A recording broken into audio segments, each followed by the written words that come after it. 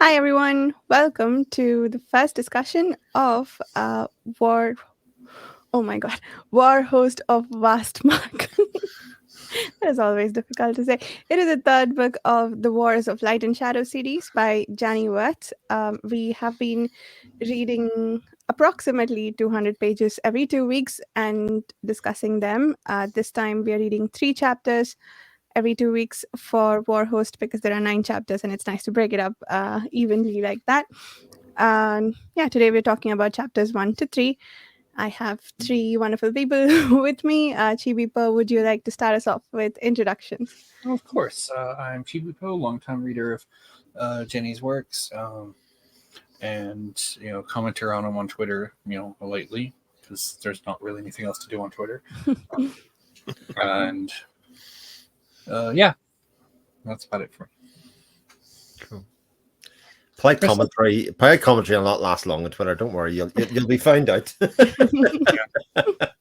My name's Chris Mullen, sometimes YouTuber, sometimes appear on other people's channels. I'm first-time reader of Warhost of Vastmark. He looks to his left to make sure he gets in the right order. Because I always want to say War Mark of Vasthost. Yeah. Something like that. Yeah, like the mark and the host gets switched around the other way.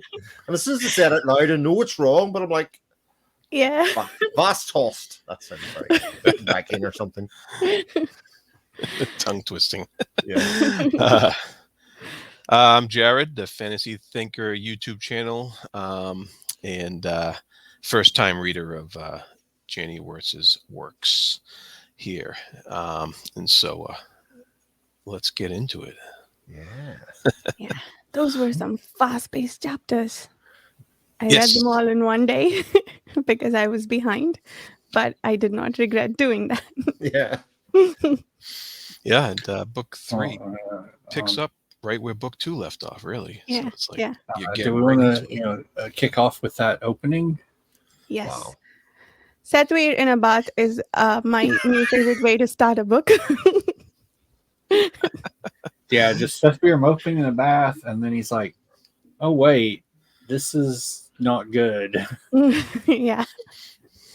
But the bath was I of all the ways I could have predicted this book would start, this wouldn't have been on my list at all. So it was brilliant. The image of Sethway taking a bath for some reason is hilarious. But yes, it ramps up from there and it gets interesting really fast. Yeah, because we Oh, get go ahead. Oh, go ahead.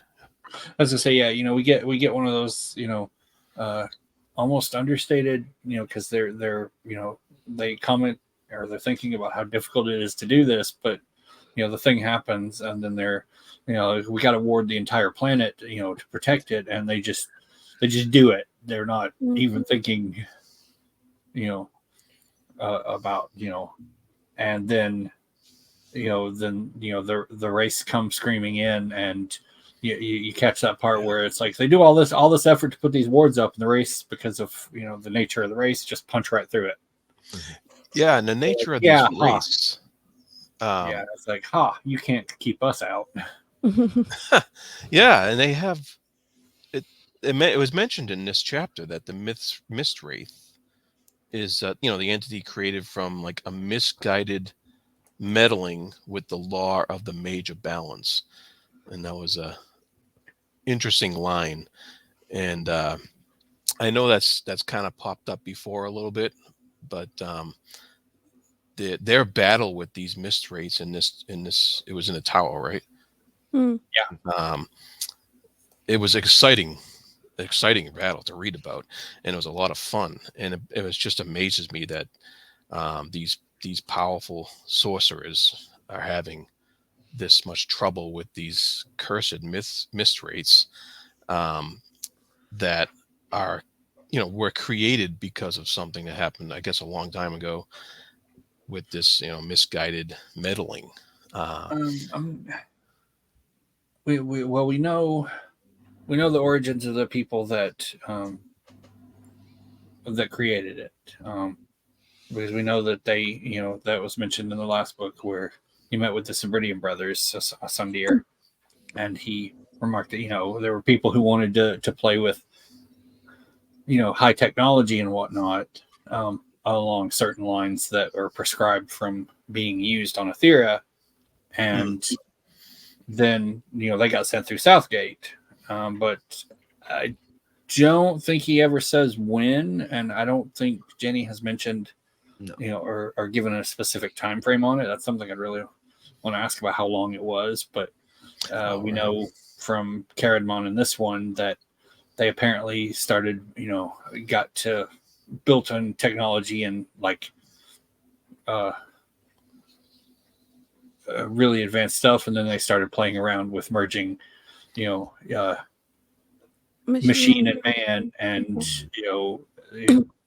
kind of went Borg and got out of control, and just started eating everybody. Yeah, and we get these. So yeah, we, like you said, we don't know exactly how long, but we're getting more clues as we go along.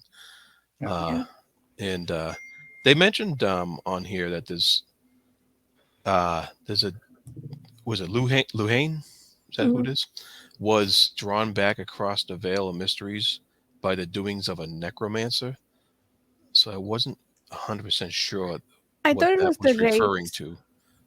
I thought the raids were brought back. Sorry, go ahead, Chibipo. Yeah, he was some necromancer, and keep that in mind. Necromancers will come up again. Okay. And it's mentioned something about over the frost-burned waste of Scarpdale, so I wasn't sure what that was either. That is Scarpdale is in Havish/Southern Tizane, I think. So I haven't seen it yet. Really is. Yeah. We will see that location. So we'll get there too. Okay, so lots of breadcrumbs. Yeah, breadcrumbs are being thrown at us. But yeah, it's a spot on the continent. But they there was some necromancer, pulling people's spirits back across the veil and doing whatever it is that necromancers do to them. And Luhane was like, hey, that's not cool. You got to put these guys back to let them rest and whatnot. Yeah, so we not only get this exciting battle, but we're also getting these little hints thrown at us for other stuff too, and just awesome, beautifully done. There was loads of little crumbs there, like how actually part of the solution is with the master bard and music will play actually long term, and that kind of leads on to some stuff later on. But I think one of the main things that it kind of goes to show is like we've been preoccupied sort of with the bad element being the mist wraith itself, that is this day year, which has been inhabiting the two princes, being the scale of the evil. But actually I think this ramps it up another little bit to say, like, even these powerful group of sorcerers in the fellowship are sort of out of their depth even at this moment to contain the power and the evil and the destructive nature of these wraiths in totality, because obviously some of them have been trapped off by Traith when he was able to shut the gate, from Curse the Mist Wraith, etc., when he lost his thing. But actually even the one side that's open now is still a major problem. Yeah. So they're wielding sorry, go ahead. No, go ahead. They're wielding enough power to potentially destroy the planet, and they're still not able to contain it. And also they have long-term effects, centuries-long effects of the beacon that they set. It appears to be several missteps by the Fellowship. And yeah, I think it's easy, given how powerful they are, to think that they are infallible, maybe, or at least that they won't make mistakes on this scale, but they did. Also, the mistake is the result of putting a bunch of people who are doing bad things on the same planet. So it's a bit like, what were you expecting? But it was interesting to see the Fellowship make so many mistakes. I think in the Curse of Mistrait also, we saw some outcomes that appeared to be mistakes by the Fellowship, because they apparently picked Lysair wrongly, or at least there seemed to be some regret about that, because the Mistwraith had already acquired Arathon's knowledge of was it the mysteries or just magecraft? Grand Conjurer, yeah. Grand Conjurer, right? And so the Fellowship has been making a lot of mistakes, which is interesting to me, that a body so powerful especially when they're putting in so much. What do they do? Augury and whatnot. They try to figure out what's going to happen using all these tools they have, and they make mistakes. So that is interesting. The element. Yeah, and here they're like, with per Caradon, they're like, yeah, now we have a bigger problem. We don't just have Yeah. the race that are contained inside a shell of mist that are locked up in their little box under the mountain. We've got the rest of it that could find its way back here, and they won't be contained in shells of mist. Mm. They'll just run wild. And the fact that we need the brothers to work together again, but while they want to kill each other, they need to work together. It's a nice circular dependency that they need to work together to help destroy the Mistrate. But if they do, they'll want to kill each other because of said wraith. But I think that was an interesting pivot, I think, for the book, because I think we were in danger of kind of going. So the whole point of this next 500 years of their life is for the two of them to run away from each other, or Yeah. for certainly the Lysair to chase and Arathon to run away, which sort of felt okay. I mean, that has a lifespan, but now actually there's more to this. We actually need the brothers, curse and all, to fix the problems of the world. I was curious about the one thing where they're like, we might need, Lysair and Arathon's talents both in order to, subdue it. And I'm like, okay, if you were dealing with it in mist form, sure. Yeah. But you're not going to be crazy enough to reopen Southgate to let more fog come through. At least I would assume you wouldn't. And if they come the other way, then only one of the brothers is, trained to actually have any kind of, or they speculate at least, any kind of, effect on the race, and that would be Arathon as a master bard. Yeah. So I'm like, that's one like, it's like, all right, your big threat now is that they'll come from across the stars, which means we have space travel, obviously, which we've known that there was space travel at one point. But if they come across the stars, then they're no longer, just this giant collective, and there's no fog. So Arathon's light and shadow, and Lysair's light and Arathon's shadow are, I don't know, kind of useless at that point. It's like, what are they going to do? Blind the disembodied spirit, or make it hide in the dark? Well, especially because we know, and it's proven, like chapter 3 or whatever, that Arathon's still hindered with his lack of mage sight. His inability to have control over everything that he can and will do is actually means that he's a lesser version of the powers, and even developing his powers. There's a frustration building within Arathon that sort of seems to be breaking him in some ways. Mm-hmm. Yeah, well, we've seen already that he's relying on other people with mage sight to be able to properly use his powers. And we see that again when he's kind of forcing Dakar to use his mage sight to try to heal the girl there. And that was interesting because they ultimately failed. Yeah. And I wonder if that's due to Dakar's, deep mistrust of Arathon and seeing all this stuff he didn't want to see. He didn't want to get into his head. He didn't want to believe that Arathon wasn't this evil person this whole time. And I wonder if that interfered with their attempt to heal the girl. And I think there's multiple parts. The other part I think that comes out a couple of times, I think there is Dakar's appreciation of his own self-loathing. How he's sort of wasted his life and he's been a wastrel for many years, and that he realizes how useless he has been and how he needs to shake up. But also, once he comes out the far end of that, kind of just accepting that actually, this is probably all Arathon's doing, make me feel that way. Still, lots of characters were given the opportunity to show the truth. Yeah. And turned away from it, ultimately, it was right there in front of them. Yeah, and he has this stubborn shock over his the crumbling of his foul perceptions of Arathon.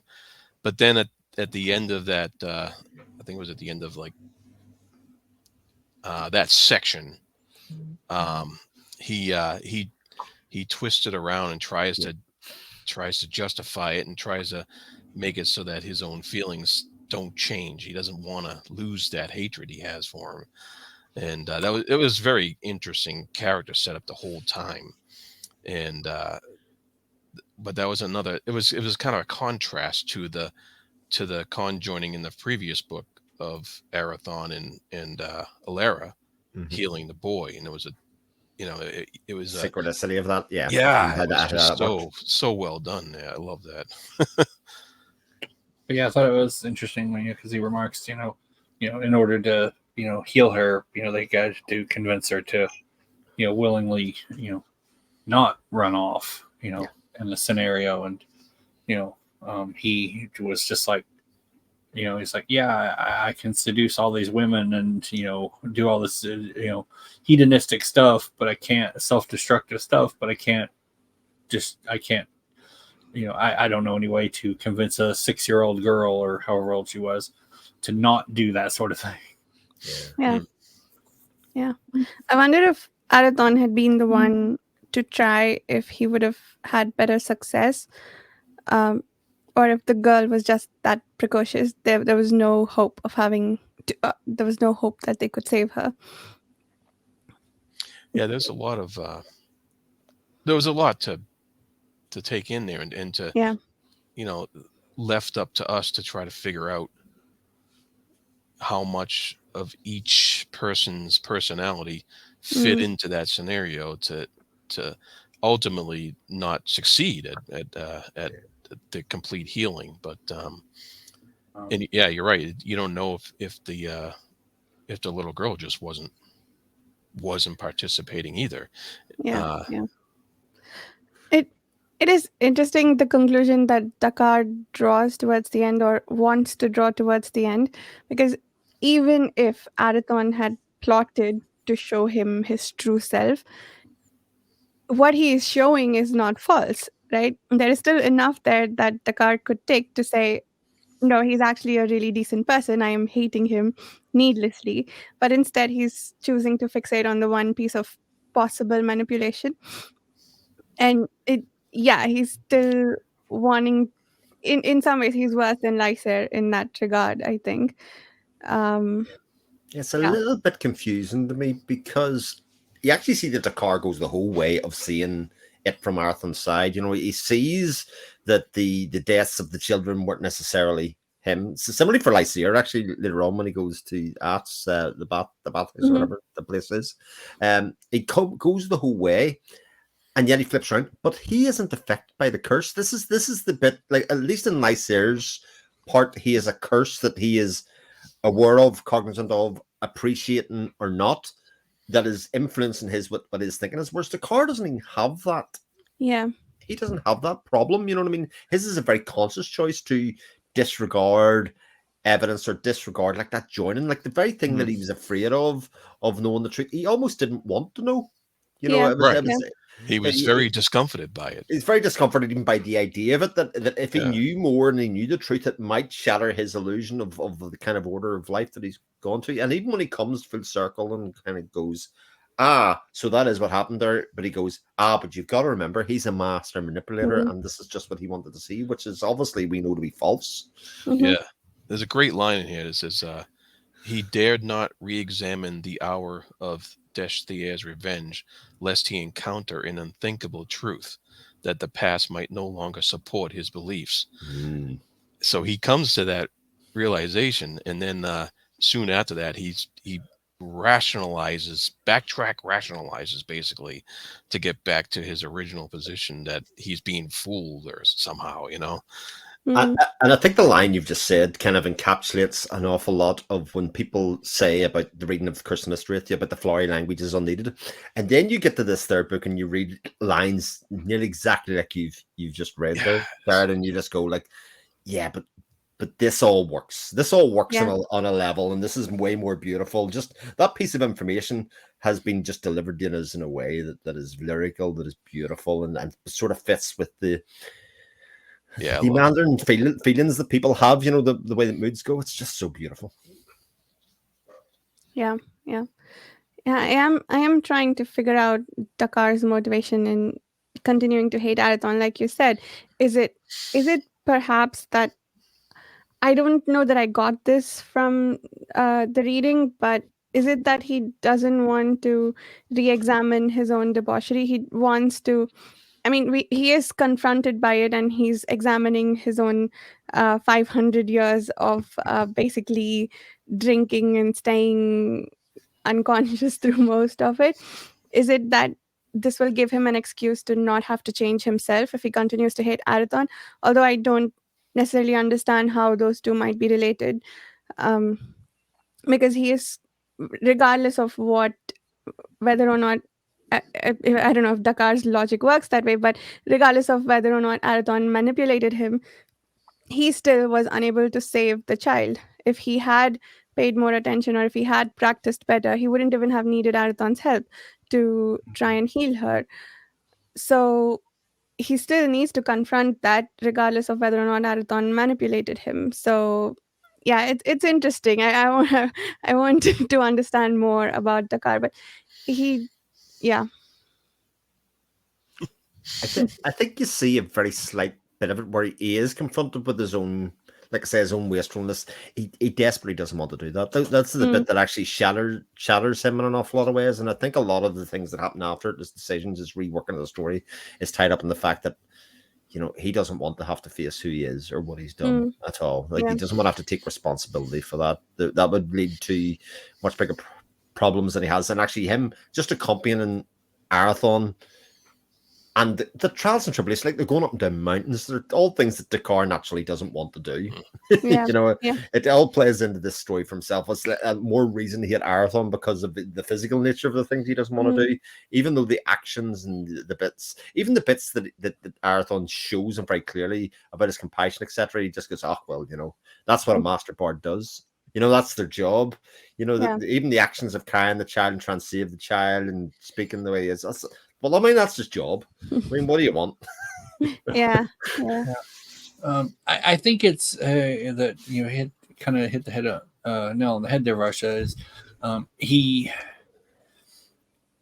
Dakar has a very you know, like with Jared's, you know, with the quote there, he has a perception of what, you know, what and who Arathon is, and it was, you know, everything that happened at Atara, you know, and he's made up his mind on that. And since, you know, as we know how the Fellowship operate, you know, he didn't ask for clarification or try to expand beyond that, and so Asandir's just like, you know, whatever, and didn't, you know, whether that's a good or bad, you know, way of doing things, Asandir didn't bother to correct it, you know, or other than to be like, well, you know, you're wrong, but he doesn't elaborate on why, because Dakar doesn't ask. Yeah, and Sanda's not very forthcoming with explanations either. He just said through this. Like, you got to ask for things, and Asandir, as we can tell, seems to not have a lot of patience, you know, for fools, you know, in general, which is really hilarious given he's got a fool for an apprentice. Maybe that's where his impatience comes from. It is possible, and also this one. You know, this book in particular, well, I say book, you know, with the whole split. But Arc 2. If you look at, you know, what we've seen of him in ships, and, you know, what we'll see of him here, you basically, this is the second half of his character arc. And I promise you, I'm gonna wager this. So if we want to figure out what if I'm wrong, you know, I'll happily, we can figure out what I'll have to do or whatever. You know, but I'll wager by the end of this book, Dakar will be one of your favorite characters. Right, because I hear a lot of people saying that about Dakar, and I never know at what point they're talking about. Because at the moment, I have a sort of distrust and loathing of Dakar's as a character and as a person. And yet, Oh yeah, a lot no, of I people mean, say you what look you at him in said. ships, and it's like, wow, this is a miserable little, because he's just like, I'm going to kill Aerithon, and he's getting all these plots, and and Aerithon just turns his plots back on him, and then he's just like, well, fine, if I can't kill him, I'm just going to be a burden, and drakes himself into a stupor for like most of the rest of the book after Alestron, and then the stuff here happens, and he's like, I'm gonna figure out what the hell, drinking myself silly hasn't worked, so I'm gonna figure out what the hell's going on here. Yeah, he's a bumbling villain right now. Yes, that's how that changes. We'll see how that changes, I guess. But it does bring the point, like we were kind of saying, oh, there's only 9 chapters in this book, right? And each chapter is made up of 3 sections. I cannot think of a major book series or a long book series, and I can't help but compare it to something like Wheel of Time, where it feels like nothing happens book on book on book, but every little small section in here seems to propel the story forward massively about things that we weren't aware of or filling things in. Like every little section is like, right, here's more, and it kind of like, it's like picking up steam every little section, if you know what I mean. And we're only 3 books in now, or probably 2 books if you really want to be truthful about how it was crafted. And you kind of go, there's so much story that is going to be brought out to us here. Like I just can't. Yeah, it's like if you go with the 2-book theory, then we're looking at the last third of the of the second book. So it's basically everything's in place, and now it's like the run up in Curse from say the coronation all the way to the end. We're basically in that spot now. Yeah. Up to the Battle of Strakewood and everything. And but I do want to back up a little bit because I thought this was hilarious. But the race comes swarming in and everything, and then they're defeated by pebbles. Yes. Oh yeah, that's right. I mean, technically, they're tiny defeated little by thing just breaks a little piece of rock, and that's what does them in. And Luhain and Karadmon, I'd like to understand why they are so much at loggerheads with each other. But I like that Karadmon was telling Luhain off about how useless the container is if you can't pull them in. And meanwhile, Satvir had these rocks that he could use to grab them. That was fantastic. Yeah, I loved all of that. That Satvir basically had his consciousness creep out of the rocks and the pebbles. I half expected Satvir to become discorporeal, is that a word, at the end of the section, but that did not happen. So I was glad. I think I like Satvir. Well, you can't stop thinking of him in the bath for a start. So. This is also, we had a discussion last week where, Jenny mentioned that, people like to compare the 7 to the wizards in Tolkien, and how Asandir gets, compared to Gandalf. And I'm like, I don't really see it with Asandir. But this is part of why I was, I would be like, if I were going to compare one of them, or make a corollary, which one would be Saphir, because I could absolutely see Gandalf just being, he's sitting in his little hip bath, smoking his pot, and then he has to go do something, and he just takes his beard and wrings it out and does it and just keeps on going. I was like, yeah, no, this feels like. And then when he woke up, he had a wisp of beard attached to his eyebrow or something. Like this little strand, just brushing away. Yeah. But before we leave the Dakar section behind, I think it's worth pointing out that Jakar actually asks a lot of the right questions within those epiphanies that he has, insofar as, because we see actually a scene, or even part of the scene, I'm sure there's more to it that will be discovered, that I didn't expect to see, which was going to be the blood oath that Asandir makes Arathon swear to. And Dakar's relationship, why is he only doing this with one brother? Why is there a fascination from the Fellowship with one brother here rather than the both of them? What am I missing? Which are, you're reading it going, exactly, what are you missing here? Come on. Yes. You can do the rest of this, but yes, then he backs off it again. But the questions and the pebbles, if you want to say, have been laid for him here, which hopefully he will start to put together himself. It's like if someone's written out an equation, has written out the right hand side, and they're refusing to read it out loud. Yeah, they haven't connected. They're missing the line in the middle that would explain how they get from that line to that line. Indeed, yeah. Yeah. Yeah. I want, sorry, go ahead, No, Jared. I'll go ahead. find that comment and I have a question about it, but meanwhile you talk. No, go ahead. Go ahead. Oh, you got to find. All right. Well, Mhm. Chris mentioned you mentioned earlier about how every little line matters Yes. in this book, and I was like looking through, and I underlined something on. I don't know what version of books you got. I got like page 42, but 42, right, here we go. and I've got it on Kindle and that one. oh, okay. There was like a one-line paragraph that said, "A small movement, the master of shadow turned his Turned head," his head. Hmm. and that was like just an off. It seemed like just like a throwaway line in there, but it was in between Dakar complaining, and then all of a sudden after that line, Dakar goes, "Okay, you win," and I was like, was that a little subtle use of powers on Arathorn's part? Hmm. We seen something there that I, because it doesn't seem like much, but I don't know. It just stood out to me for Yeah. some I, reason. I think it was a bit of a callback to a scene in earlier in Ships when uh Dakar and Arathon are talking when he's got the shipyard built and he's doing the stuff there, and Dakar throws the um about the kids and everything up in his face. Um and for a second he thinks Arathon's gonna like go full on violence on him. Because so I think it was kind of that, and where he's just like, Hmm. yeah, no, Arathon's hit his last nerve. I'm as like, no, I'm not dealing with this anymore. Just whatever, and throwing his hands up is like, okay, fine, whatever. Yeah, but that small movement though, it just Yeah. suddenly stops Dakar in his tracks there, and I was just like, what? That was Yeah, that was my thought. It was just him looking at it, and he's like, oh crap, I've pissed him off. But it does sort of speak to a hierarchy in terms of maybe power or otherwise. That for all of Dakar's whinging and as powerful as he is, actually within the big scheme of the story or the world, if you want, Arathorn is extremely accomplished in what he's doing, and a small movement, as you say, and a small look can be enough for the car to go. But not messing with the big man here. Whatever he's gonna do. Because the Well, as car we really know- hasn't challenged him.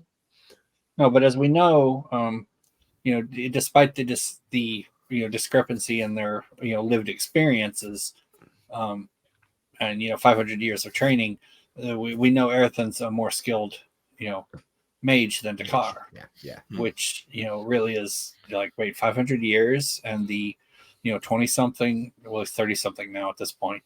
I think he'd be around 30, if I remember yeah. early 30s. Has outmatched you on every possible level. As far as mage talent goes. Sure. But between his bouts of stupor, Dakar probably had less than 25 years of actual training and That's practice. also true. Yeah. I found the line. I think this is the same quote that you were talking about, Chris.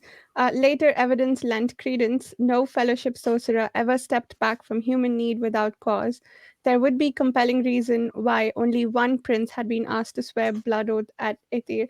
I think before this, I got the impression that, oh yeah, there was a line just before this in which I think they said, was it here or was it elsewhere? Where I think it was Dakar musing about the fact that Lysair didn't fight back the Mistrate's possession, or at least the Mistrate's twisting of his sense of justice. And then we talk about the blood oath instead. I thought that what he might be referring to is the fact that the fellowship let Lysair take the hit of the Mistrate, which sort of makes sense. Well, okay, maybe it doesn't, because Lysair is more susceptible to it and more susceptible to letting it manipulate him. But yeah, I was wondering about that, both about the fact that Lysair didn't fight back potentially. That was Dakar's interpretation of what happened there. And yeah, why would they care about why is the blood oath important, right? If maybe Dakar doesn't know enough grand conjuring theory to understand that you only need the master bard services, but um it doesn't seem to make sense. But it also points back to what Chibipo said earlier, that we don't need them to burn out the mist anymore, so what do we need their combined talents for? So I don't know, do you guys have thoughts about that?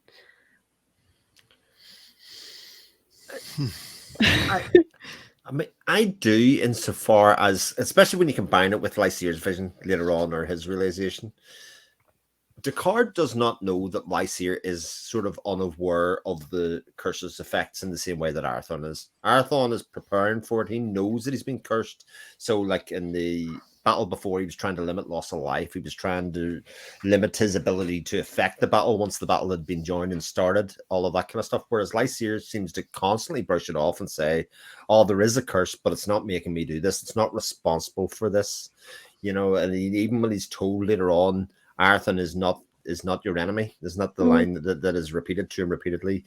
He's not your enemy. He's not your enemy, and he sort of sees it a little bit, and then he goes, "But no, you can't influence me. He is my enemy. The man's bad. He's he's got to be taken out, all that kind of stuff." So, but Descartes doesn't know that, and if Descartes would accept that how they are both aware of the curse's impact on their lives, then it would sort of redress a lot of the things that have happened so far, in terms of the battle and what they've been able to do. And actually, when you look at some of the bad things that have happened, were they Arathon's responsibility, or did they happen despite what he tried to do? Yeah, I had slightly forgotten that, Arathon, the reason he stayed and fought in Talcorin, is that, Yep. was because he saw that if he left, the damage would be worse, right? This was just how he could do minimum damage. But the person bringing the damage was Lysair all along, and he just did what he could have done. And then after that, his strategy has been to just not try to precipitate a battle. And Dakar saw all of that, and I think, again, in the same place, he says something about the fact that Lysair could have not brought battle to the clans. Yeah, it's frustrating that at the end of all of this, it's, oh, did you manipulate me? We'll see where this goes. But the same. Sorry, go ahead, Chibipo. Go ahead. Well, I was going to say, like Lysair even comes to this thing himself when he's faced the idea: did I cause this? Did at the Battle of Talcorn, did I act out of haste and murder all those people? And again, confronted with the horror that actually he was responsible for it, he backs away from it and says, "But no, I had to." That was the evil workings of that master sorcerer, the master of shadow, doing it. So nobody really wants to see, and I think for the first 3 chapters there's a frustration in the reader and going, oh, we were right there. Yeah, we need, you had it right within your grasp to kind of unravel a lot of the effect of the curse, because obviously the curse in its essence is basically when the two of them get face to face, they have no control over themselves. But outside of that, they should be able to do rational thought. They should be able to do rationalization of what's happened to lead them to the event, or how it's affecting their decision making. And they're not able to do that, or certainly what Lysair isn't able to do that. Sorry, go ahead, Chibipo. Yeah, well, and you touch on some stuff that I can't talk about yet because it'll be in the next book. But there is a line in the book that actually, very closely, where they talk about, subject to curse you may be, but it doesn't, control all of your actions. But you have to also consider in his case, and you look at the things that he's done right so far, he's raised up these armies and sent all these people to die. And, part of that's because he's been twisted around and, is convinced Arathon is evil, and deceitful and everything. But then you also get the fact that what's another really defining feature we saw throughout, his Curse of the Mistwraith about Lysair, which is he's very proud. Like, because he would make a point of pointing out a couple times when he'd do things that he felt were beneath him, or he's like, oh well, I don't know, he had no idea he was going to be a prince, and he's like, well, I guess I could be a guard captain or a mercenary, and he's like, I got the honor, and that's beneath me, and it's kind of undercurrent of his thoughts. So there's also that to where if he backsteps from, the thought that Aerithon is evil, and is then he's also has to stop and look at, but if Aerithon's not evil, then why did I do all these things? Whose fault is that? And I think there's some level too proud to, to accept blame, that, all his decisions have been erroneous, and, that he's deceived, all these people, and, led them to their deaths for nothing. Yeah.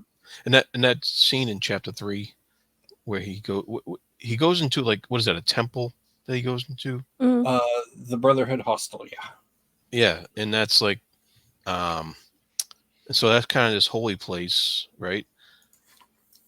Where who are these people that run that? I wasn't quite clear about Kirstein, or whatever way you say that. The Brotherhood, the White Brotherhood, they're basically, they don't go out and preach, but they, I'm trying to think of a good way to describe it. They maintain basically like a,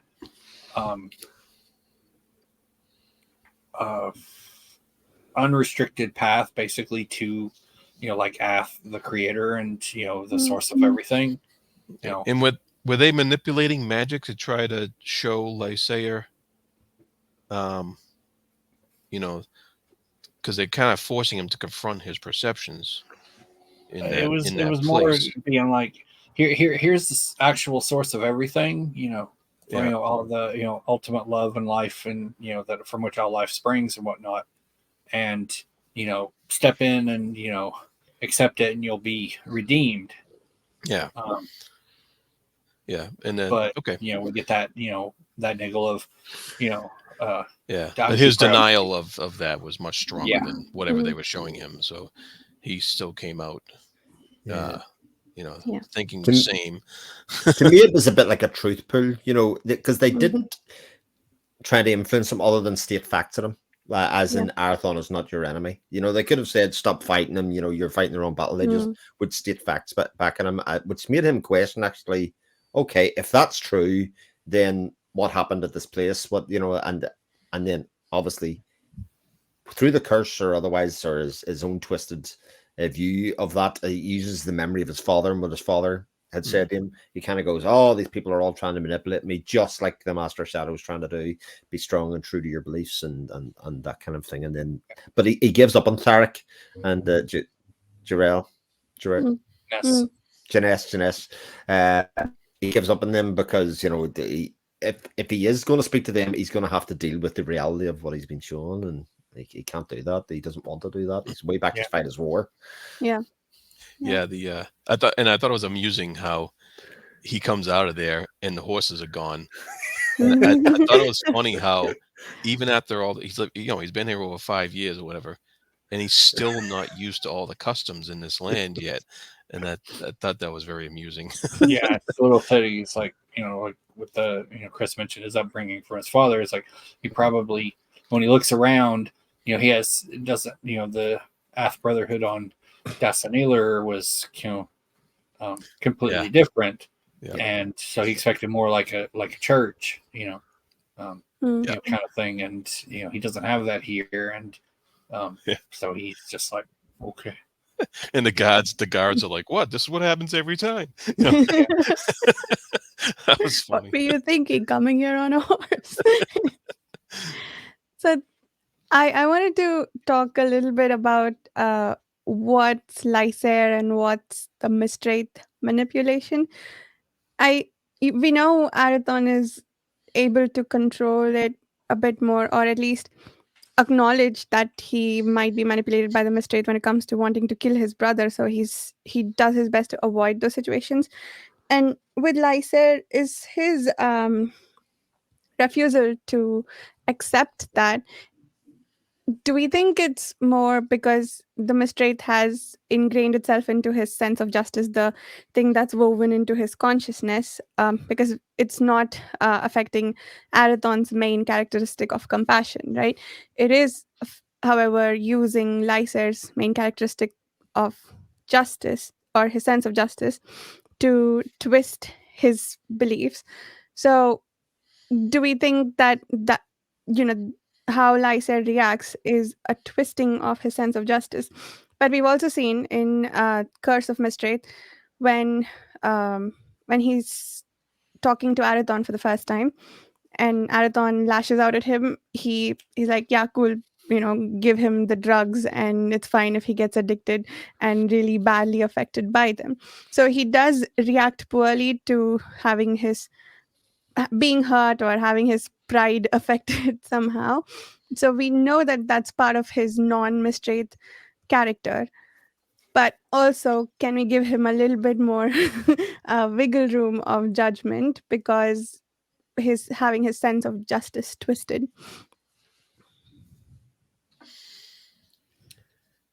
Well, That will come up and be answered.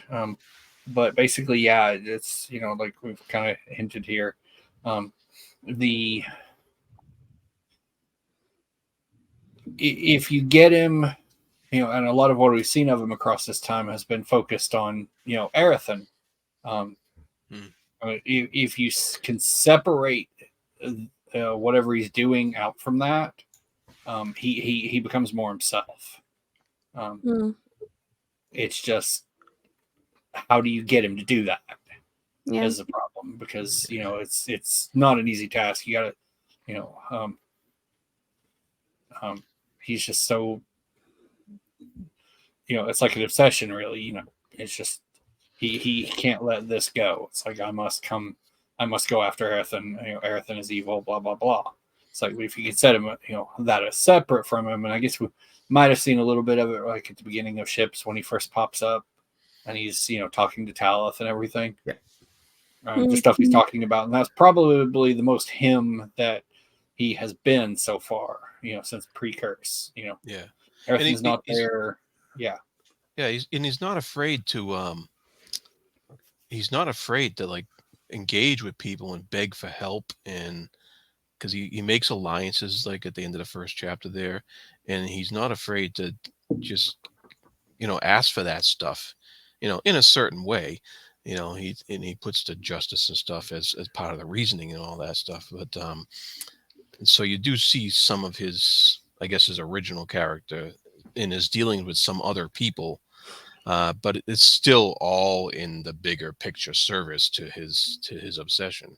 like I think we would have had, from the end of Ships to here, would have had a possible potential moment where it could have he could have forced it off, to where he was that stressed and everything whatnot. But as we see, he has people around him, Lord Commander Deegan, who has attached himself to Lysair's banner, and loves him so, everything. But Deegan has his own self-blinded and delusions, but he loves him so much that he's like, no, I have to protect him from this. I can't let him get stressed. So he does things, people around him, and we'll see this more of this, do things to prop him up, even beyond this level that he might not be able to sustain, but they're so caught up in his facade, I guess we'll call it, is a good word, that he's built, that he is righteous, he is righteousness, and blah blah blah, and righteousness will prevail, and all of that. But they're so caught up in that, and they're propping him up on that, and in some ways kind of feeding into his delusions. Well, isn't it interesting though that the sequence where he has Tharic and Janess, and he approaches them, and you see Lysair through their eyes, where they realize that this doesn't appear like a bad person. I don't think this is a bad person in front of us, but the story that he's telling is about Arathon, the person that we've known for a very long time, doesn't ring true either. There is certainly the possibility that he was manipulating the situation, but over that long a period, He fed and watered and gave employment to people in this area. He did everything that he could along with them, and they could see through the veneer. They could see through the twisted nature of that, and ways that Dakar can't and Lysair can't see in himself. So those ordinary people could, and then they manipulate run the way out of it. But Janess thinks very clear about he seems like a very regal, good man at the heart of it. But yes, these things that he's telling me can't possibly be true. Yeah, even about my kids. Yeah, he just comes out as like, I am, bright and forthcoming and, personable. But you also see he just sort of, in that scene when he comes to meet her in, the, in her her house, and he just sort of like takes charge. He's just like, yeah, no, I'm in charge. Have a seat, even though it's her house. And he's just, and then starts to grandstanding things, and she's like, with the glass bowl. The crystal bowl, and he's like, he's like, where did you get this? And she's just like, not really giving him anything. She's like, I just got it from a friend. And then he's just like, grandiose, puts it down, throws open the windows, and I'm like, dude, you're in her house. You're just like running roughshod over any kind of hospitality here. But you see from her thoughts that she's just like, yeah, he comes off as honest and forthright, and that's right. Whatnot, and whereas and he's like, and he wants people to follow him, whereas like from Dakar's point, if Aerithon is just like, I don't want people to follow me. If you want to associate with me, then stand on your own 2 feet. I don't have time for sycophants, or hangers on. And to that end, isn't like, it feels like Tharic's been in this for way longer than these kind of 3 chapters as a main character, because his story's woven so tightly into Arthur's, the stories that people are saying about Arthur versus the reality. Yeah, I wanted to talk about Tharic a little bit, because he had those little blurbs in Ships of Merio. Yeah.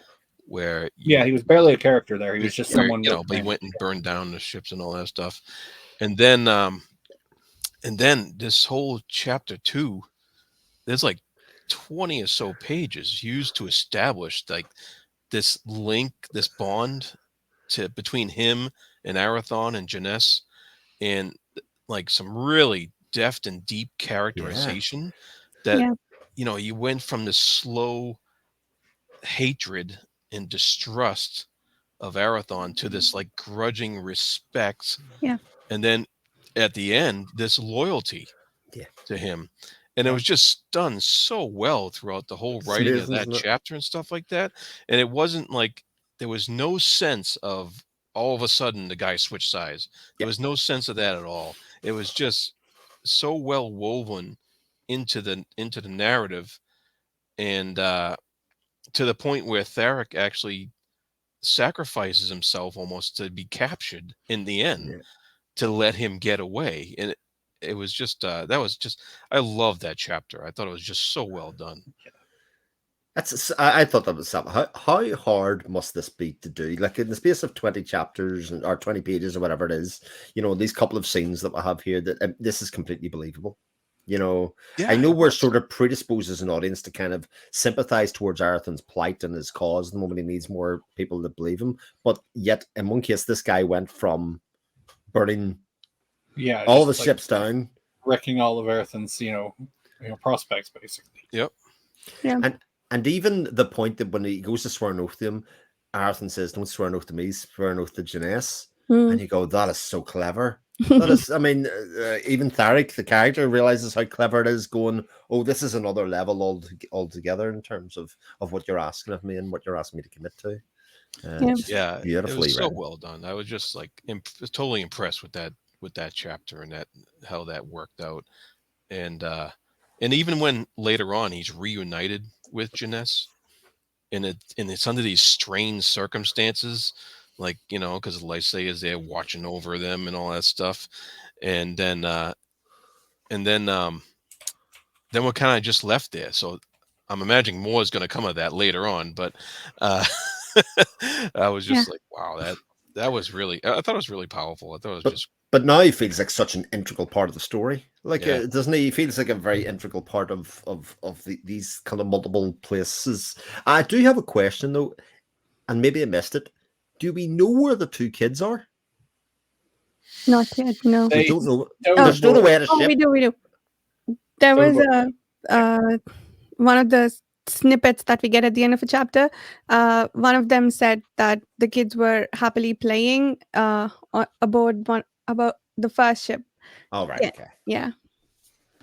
That's okay, because I knew they'd stolen away somewhere, but I couldn't. By the time they went to the ship that was then captured, and then obviously I thought, God, they're with Arathon, but then Arathon's obviously climbing up a mountain with the car, and we see the wyverns and all of that kind of stuff. Well, they're not with him, so who are they with, or etc. So that's good. Yeah. Too. The Yeah, first they ship.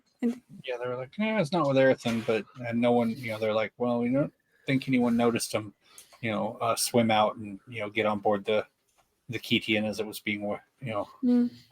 weighed at anchor to be picked up. Silly kids. So I was gonna say, yeah, Tarek had in many ways a lot more reason to hate Arathon than either Dagar or Lyser do.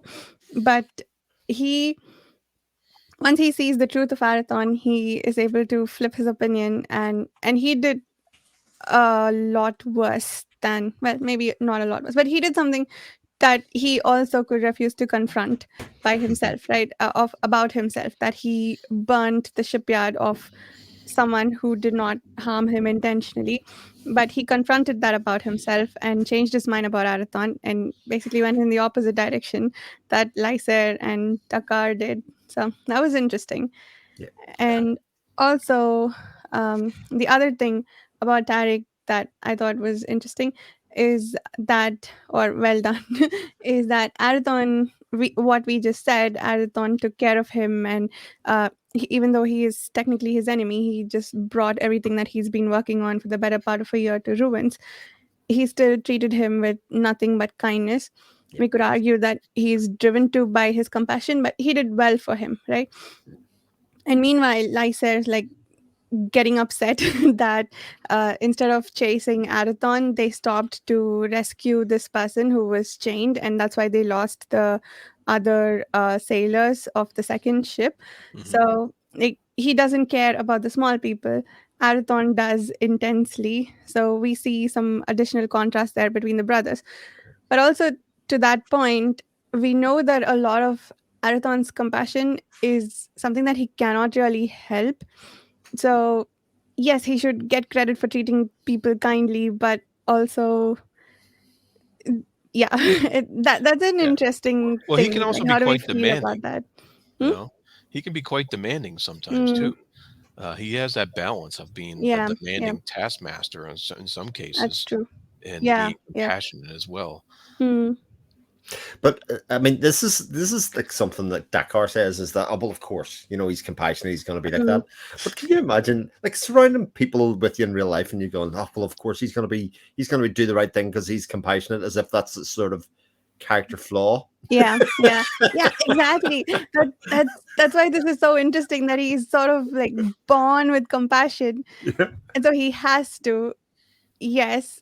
So I guess the thing is we compare really nice people to other nice people, and maybe internally we go, oh, they're nicer or whatever, and then like, but of course he's nicer, he can't help it. Yeah. So I don't know. Yeah. Yeah. I'd like to untangle my thoughts about that at some point. Well, it's kind of akin to somebody was looking after and protecting you, right? And they were being paid to do it versus the Hmm. person that's not being paid to do it. Yeah. The person that's being paid to do it, can you ever trust them as being, tied to you as a person and a friend? Yeah. Or are they just somebody that's doing it for money's sake, Right. And this is sort of the same way.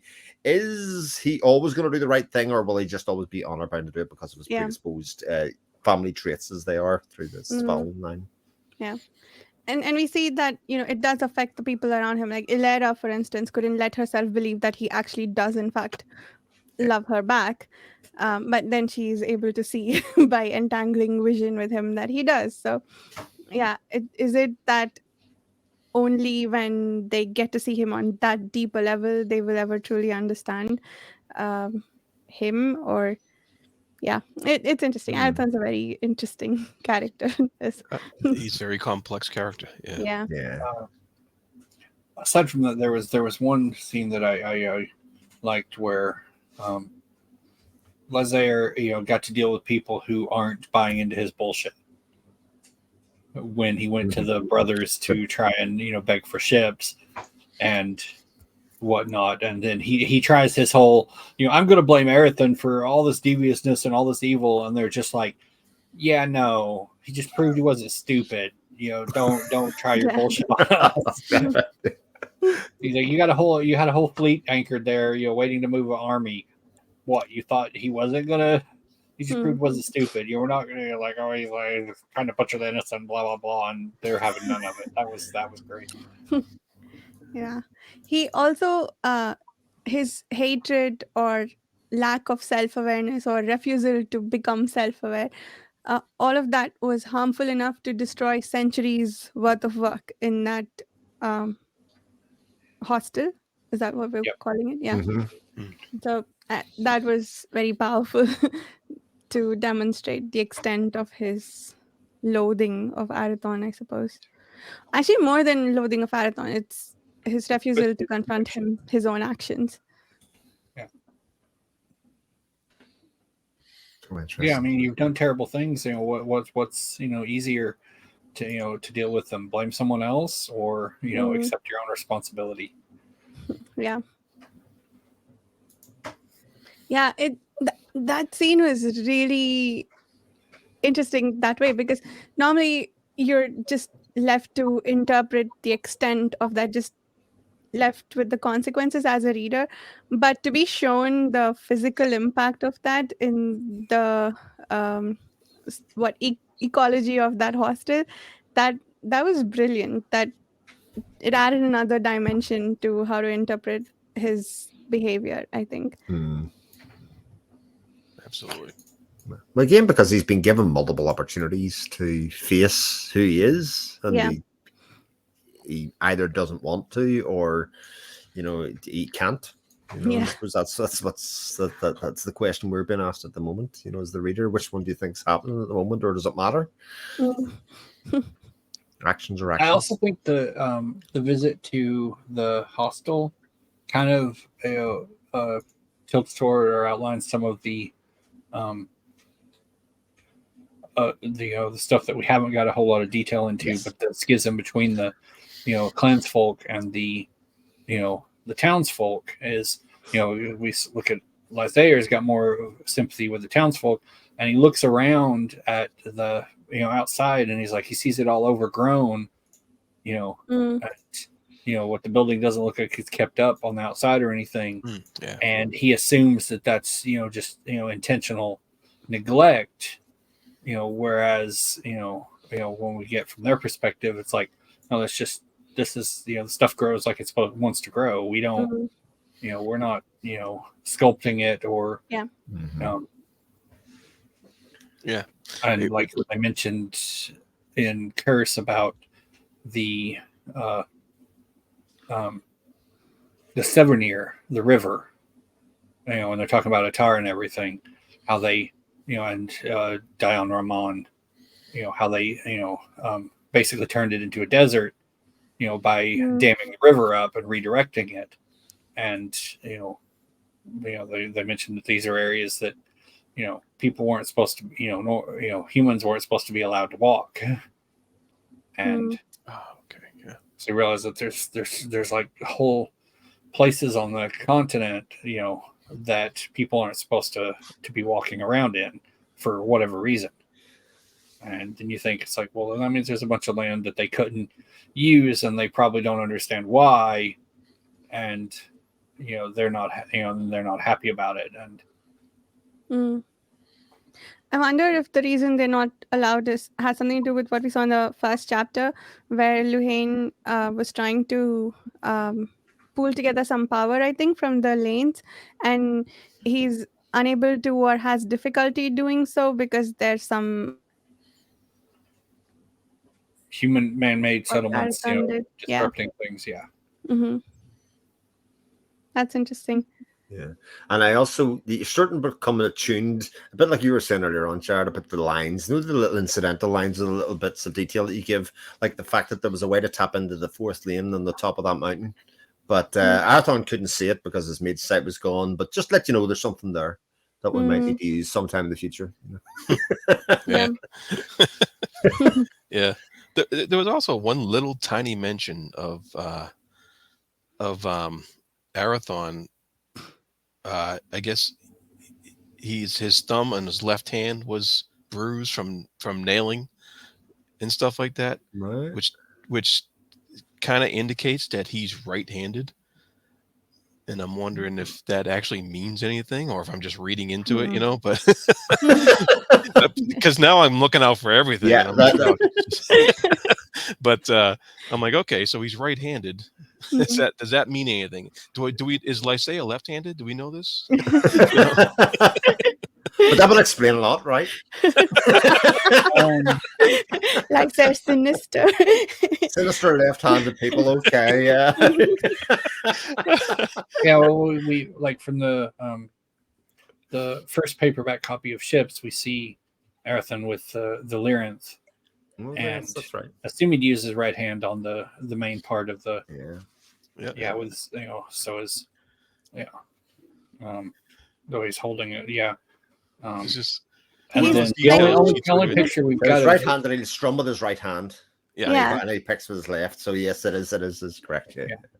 but the only picture we have of Liza, or at least the release picture, is the one on the cover of Curse, the original portrait copy, and they're facing in different directions. And I don't remember. Lysaeur's got his hand on his sword, but I don't remember which hand. Which hand he's got. I want to say it's his left hand though. So you're saying that wasn't just a joke. This might actually It could be, yeah. Because details are important. Janny says nothing is in here by accident. So yeah, because he's got his sword on his hip, and the hand he's got holding it, because his back is to Arathon in that scene, so it's his left hand that's holding it. But it's also on his left hip. So if he were drawing it crosswise, he'd be drawing with his right. He might just be holding it with his left hand to keep it, because I know those kind of beltings with swords kind of rattle around if you're. Yeah. But it is. I think I said it last week. I'm becoming, as I get further into the story, I'm becoming less and less trusting, more dubious about details, all of those things, because we know it. Even in the small scope we've got of this series so far, everything is important and everything has meaning and everything has resonance. Because she's mentioned, I know this because she's mentioned it before. Even in the portrait covers, there's little details like Arathon's looking one way, Lysaeur's looking the other.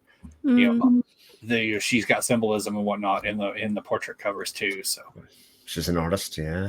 Yeah. You don't do things by accident. There.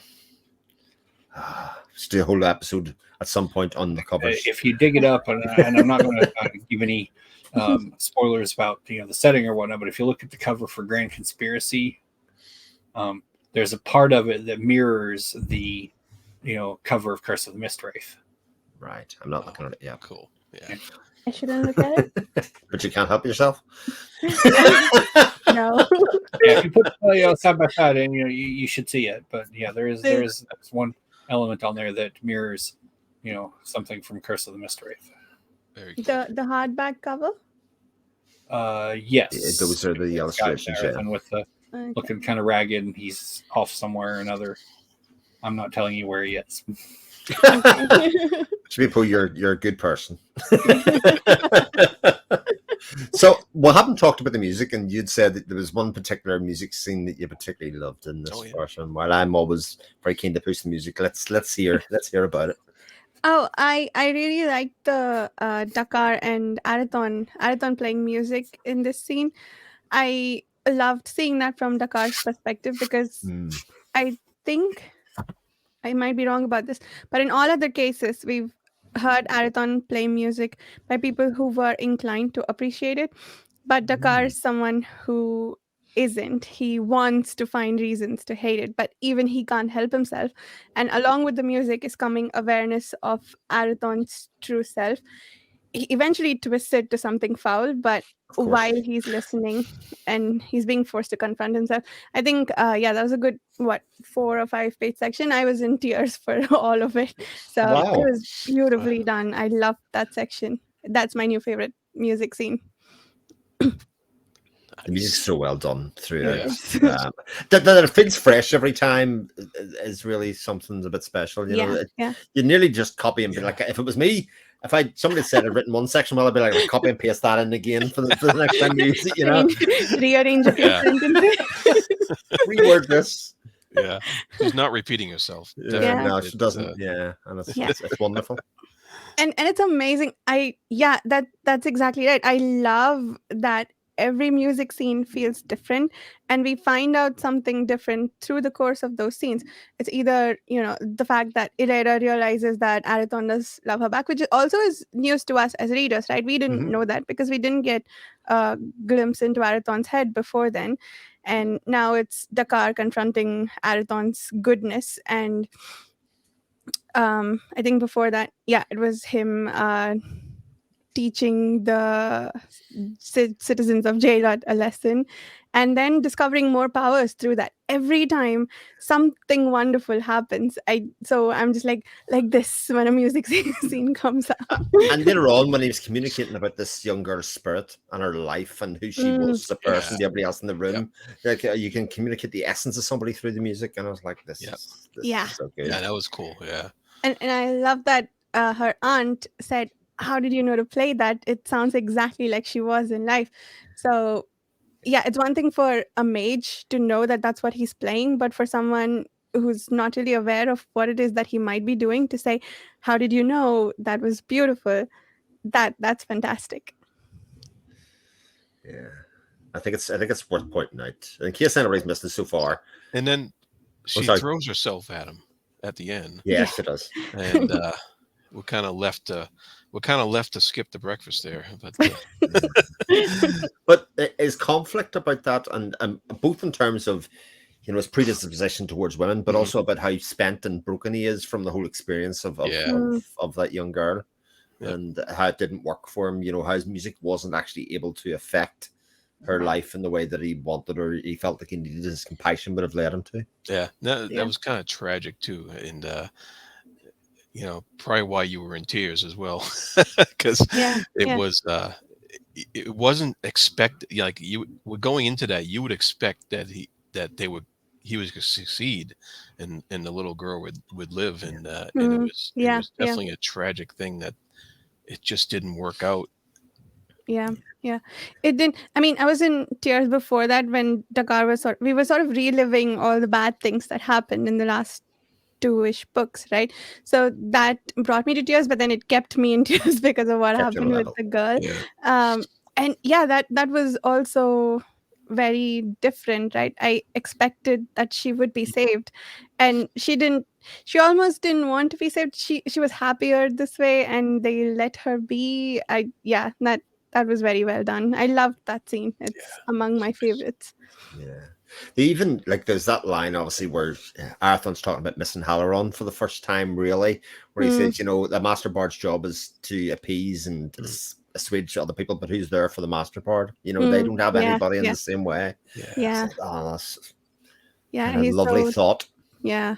He's so torn and raw from that. That was also pretty heartbreaking, how alone he's feeling in that moment. Yeah, it's don't know where it is in ships or in this one, but it's where he's talking about how he's now in full possession of his bardic abilities, and he realizes that the Master Bard's stuff encompasses like things you wouldn't even imagine, because he remarks that he could pick out the sound of the winter stars. And it's like, whoa, okay, so you can hear the stars. That's crazy. It's like, with all these people insulting Halloran, it's like, man, he had been incredibly restrained to only hit them with a a song that's a satire of all their behavior. Yeah. Very cool. What a set of chapters. Oh yeah, They it was were- great. And at the very end, the last blurb before chapter 4, there Mhm. you got this guy, Earlian, the Kathleen of Shand. Mm. Yes. He's getting ready to send some scouts out and stuff like that. Who To- exactly is he talking to there? To Janice and Tariq, I Tarek, thought. yeah, Yeah, that's the right. widow Yeah. sent from Marior. Okay, all right. So I was right. Okay, Mm. By the All right, so uncanny he's- guidance of At's brotherhood. so he's getting involved now. This guy, Yeah. who Arathon had previously made the alliance with, right? Well, he met with them, and it was but right before he went to wreck the shipyard or wreck the fleet at Wearpoint. Okay, Yeah. all right. I But don't think he, sorry, go ahead. no, go ahead. Oh, I was saying I don't think he had an alliance though. He just tried to warn them to leave because of the coming war. But they said, nah, we're gonna do our own thing. And now they've been destroying the new army's food, I think, so they don't Cattle stay raid. supplied. Yeah. Oh, okay. But here's one you must consider the middle one of those 3 snippets. Yeah, He goes, grab it. they're So far north, as Yes. the sun warms the ice and Avener's bricks settlements, so Talith packs her trunks and bullies her man and captain at arms to provide a small escort. yeah. Her wish to embark on the trader southbound across Westland waters and her intent to rejoin her royal husband. Yeah, Talent's coming. And in a previous snippet, we found her in tears because she was That's right. so far away from him. Also, another snippet that I wanted to talk about. The Koreani enchantresses were trying to undo the wards on top of Althane Tower. That made me angry. Why would you just try to unravel something without understanding what it was protecting from? A ward protects from something, does it not? Why would you just why is that your default reaction? Yeah. I don't know what they're up to.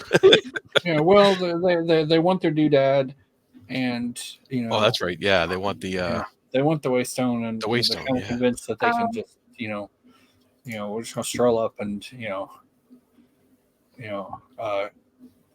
safe crack our way in, and it's like So they were trying to undo the new wards, right? Or was it previous wards? have you read ahead? I don't think we've got to that point yet. Okay.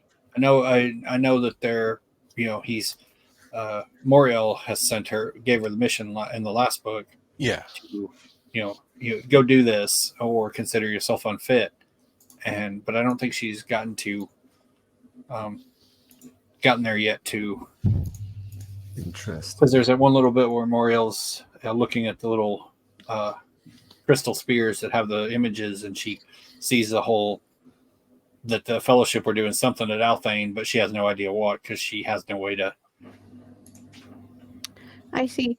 So, okay, the line I'm talking about is in striking unconcern for the Koreani plot to break the wards over Althane Tower, Satvir sits dreamy-eyed, etc.